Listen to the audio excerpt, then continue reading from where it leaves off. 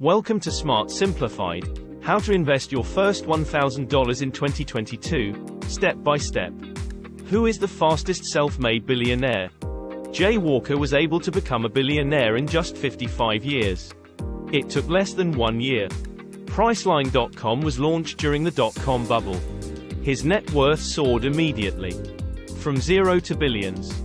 However, this was not sustainable as his net worth plummeted when the bubble burst. While Buffett remains at the top of the list, and doesn't seem like he is going anywhere anytime soon. He is still a strong presence. Soon. That's the type of wealth you want. It's not easy to play the game of money. It is competitive, taut, and ruthless. If you don't understand the rules, you will be doomed to fail. Most people don't realize that although they may work hard all their lives, they can end up working very hard. They end up being poor because they don't know how to spend their money. You can make even more money. They don't know what to do with their money. Let's say you have been saving money, and now have an additional $1,000 in your pocket bank account. This is a remarkable achievement considering that nearly 70% of Americans don't have an additional $1,000 in their bank accounts. Instead of spending your money on a useless gadget, buy a pair of shoes you'll actually wear. Once you have it, keep it in your closet for many years. Then throw it out. Assume you're going to invest the money. The question is, how do you invest your $1,000? Are you going to invest it in real property? Or the stock exchange? Which stock should you invest in? Are $1,000 enough to invest? All of these questions will be answered and more. Give the video a thumbs up and let's get started. This example will help you understand the basics of investing and its workings. Let's suppose you saved $300,000 and you want to pay a visitor to Ferrari. Get a luxury car for yourself and show everyone how successful you are. You can rent out a house or real estate. Each month, you will receive at most $2,000. You can decide to stop receiving the $2,000 monthly paycheck. It will return your initial investment. You might even see an increase in the value of your investment. So you may decide to sell it. Higher price. This is how money makes money. However, real estate can't be bought for less than $1,000. This is not enough to cover a down payment. But it doesn't mean that you shouldn't be able to invest. Spend $1,000 elsewhere, and it will grow. It is easiest to deposit the money into a savings account. This will generate interest. Why would the bank pay you to keep your money in the bank, when it could be used for other purposes? They shouldn't charge you instead.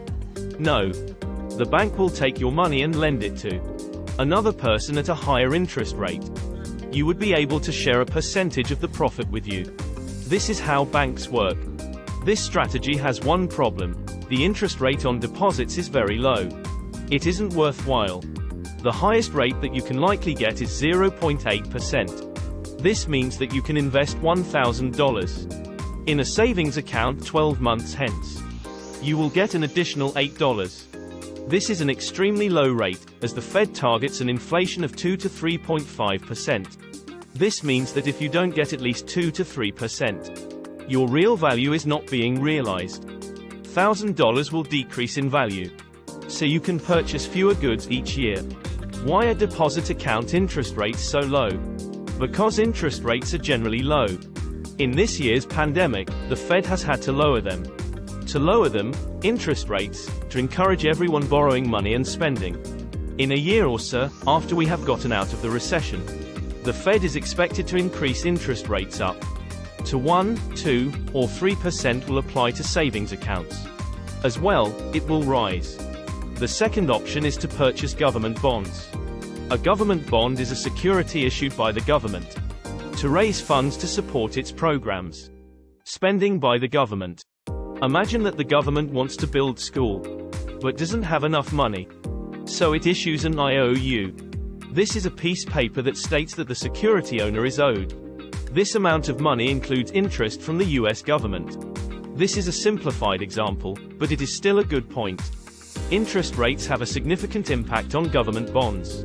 This year's government bond rates are extremely low. They are below 1%. However, they were less than 1% 2 years ago. Rates were high.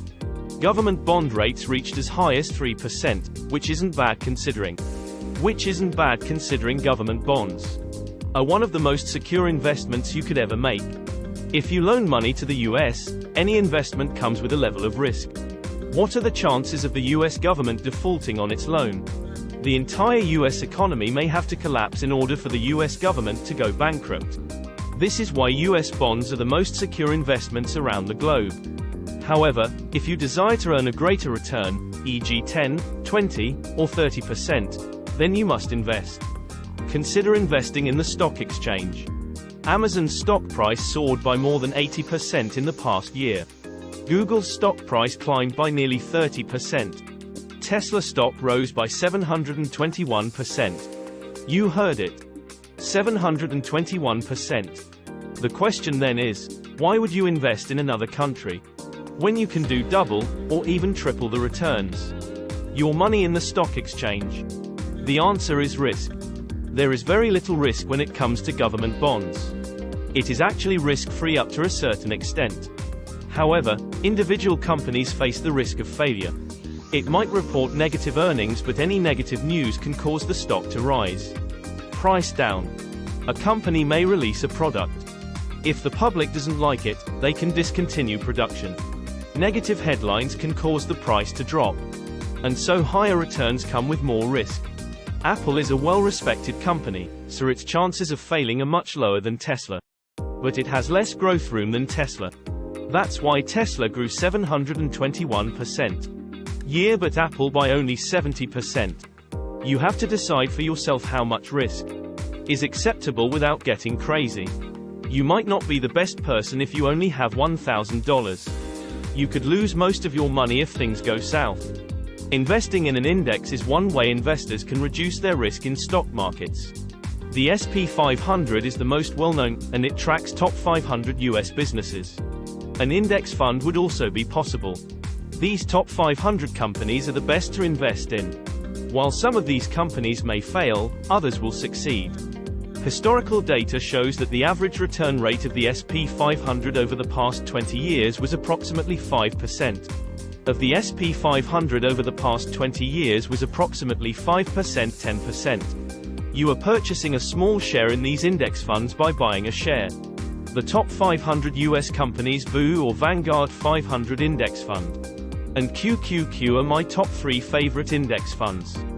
Fidelity Zero Total Market Index Fund. They all are excellent and invest in the same companies. How can you purchase shares in these index funds?